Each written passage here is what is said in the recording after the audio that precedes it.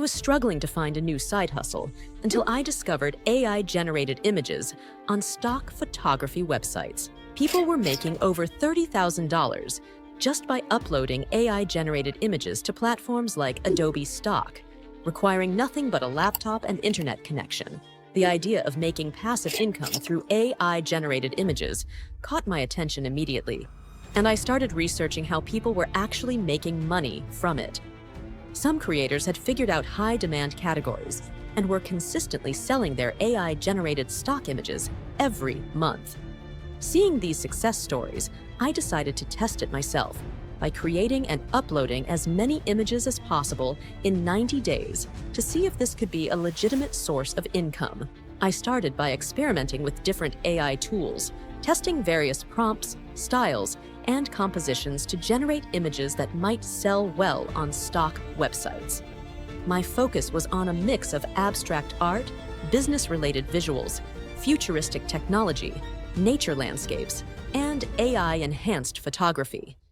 After 3 months of dedicated work, I successfully uploaded 997 images to Adobe Stock, hoping that the sales would start rolling in. However, when I checked my earnings, I was shocked. I had only made $33.63. This was a huge disappointment, considering the effort I had put in. Clearly, just uploading images wasn't enough to generate significant income. Determined to improve, I analyzed why my images weren't selling as expected. I realized that some images were getting more attention than others, which meant that not all AI-generated content was equal in demand. In response, I focused on expanding my portfolio while optimizing my metadata, adjusting titles, descriptions, and keywords to better match search trends. Over time, I increased my portfolio to 1,835 images, refining my approach to focus on higher demand stock image categories that businesses and designers frequently search for. This small shift in strategy helped me grow my total earnings to $128.29, a noticeable improvement, but still not the level of success I was hoping for. At this point, I realized my biggest issue. I wasn't uploading consistently enough. The key to scaling any stock photography business is to increase visibility and portfolio size so that your images have a higher chance of being discovered. I set a new challenge for myself: reach 10,000 images to see if a significantly larger portfolio would translate into higher earnings. For the next 2 months, I pushed myself harder than ever before. I increased my daily uploads, working late nights and experimenting with more niche-specific categories that I had previously overlooked. My approach included seasonal themes, commercial-style stock images, and trending visuals to attract a wider audience. By the end of this intense uploading spree, I had reached a total of 13,372 images. My earnings had also increased to $225.18, which looked promising at first, but then I noticed something strange. Most of this revenue still came from my original 1,800 images that I had uploaded earlier in the year. This raised a critical question. Does simply uploading more images actually lead to higher earnings? Or is there something else at play?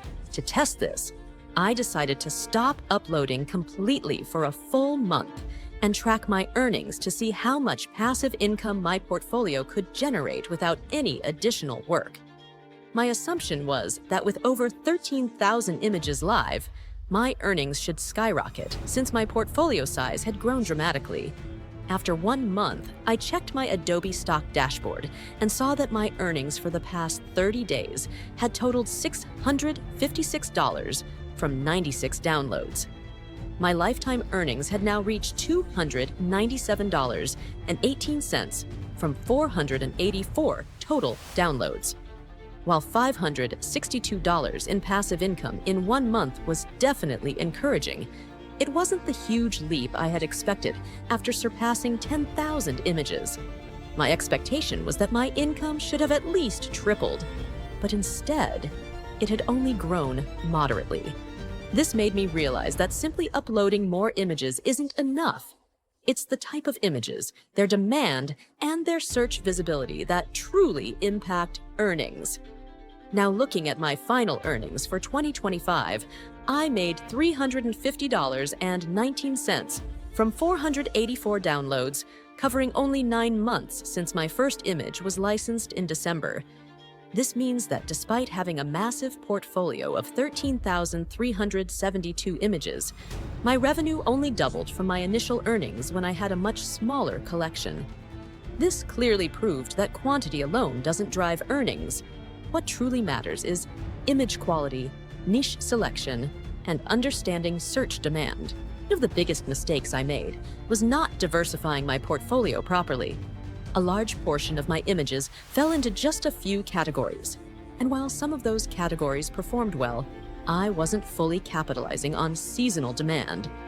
Businesses and marketers plan their campaigns around holidays, special events, and industry trends. If I had focused more on seasonal and event-driven content, I might have seen stronger sales growth. Instead, my portfolio remained generalized, which meant I missed out on huge seasonal spikes in image demand. Another significant challenge I faced was competition. The rise of AI-generated images has flooded stock photography sites with millions of new submissions every month. The market is now much more saturated than it was even a year ago, making it harder for images to gain traction unless they are truly unique, well-optimized, and aligned with demand. Mass uploading generic images simply doesn't work anymore. Stock platforms now prioritize high engagement images, meaning that even if you upload thousands of images, most of them won't be seen unless they start gaining downloads early on. That's why optimizing image titles, descriptions, and keywords is more crucial than ever. AI-generated images often look similar, so the only way to stand out is by creating truly unique, visually striking content that fills a gap in the market. Despite these challenges, I still see real potential in this side hustle, but only with a smarter, more strategic approach.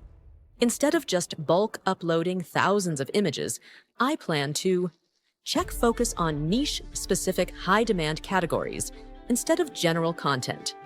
Improve metadata optimization to ensure my images rank higher in searches. Upload images based on seasonal and trending keywords to capitalize on demand.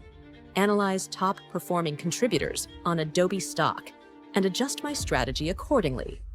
Another major shift in my approach will be understanding what types of images businesses actually need.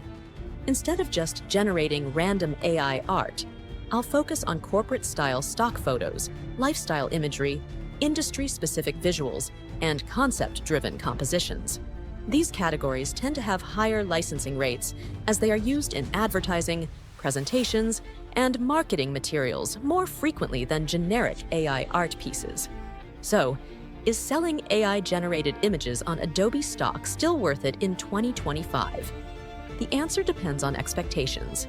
This isn't a get-rich-quick scheme, but it can become a steady passive income source when done correctly. The key is to treat it like a business, not just a numbers game. Going forward, I'll continue uploading images at a more consistent pace, but instead of mass-producing random content, I'll focus on high-converting strategic uploads. I'll also be providing quarterly updates to track my earnings and see if this new strategy leads to better results.